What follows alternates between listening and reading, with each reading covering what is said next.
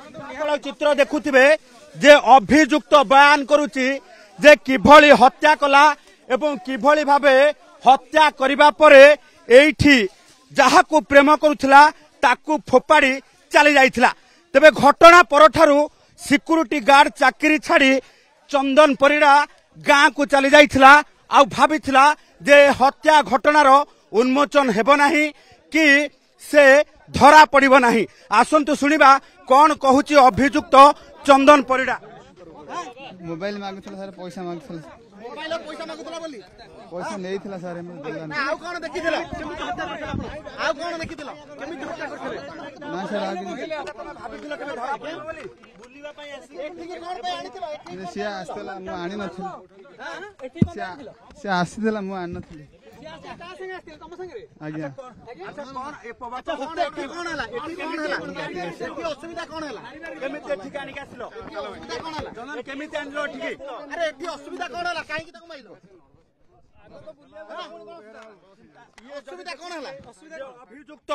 Police निकटरे ये बयान देउची केमिति हत्या कला एवं काहे के एठी आनिथिला एवं हत्या करिबा परे निज प्रेमिका को केमिति एठी फोपाड़ी चली देगला। ता परवर्ती समय निजे सिक्यूरिटी गार्ड संस्थार चाकरी छाड़ी फेरार हो जाइथिला एवं ता परवर्ती समय भाबिथिला केबे भी से पुलिस हाथ रे आउ धरा पड़िबो नाही। तेबे पुलिस गोटे जो रही गोटे निखोज मामलारू तदंत आरंभ करिथिला। खंडगिरी थाना रे होइथिबा निखोज मामलारू जना पड़िथिला जे स्नेहा नामक युवती जेतेबेले निखोज होइछंती ता परवर्ती समय चंदन परिड़ा नामक सिक्यूरिटी गार्ड सहित तांकर संपर्क रहिछि एवं जो संपर्क रु आरंभ होइछि तिक्तता एवं तिक्तता ही परवर्ती समय अपराध पाई ये बाट देखैछि एवं सबुदिन पाई स्नेहार स्नेह पाउनथिबा चंदन परिड़ा रास्तारू सफा करबा पाई संपूर्ण भावे प्लॉट तैयारी करिथिला एवं परवर्ती समय ये आम सीधासल भाव एसीपी से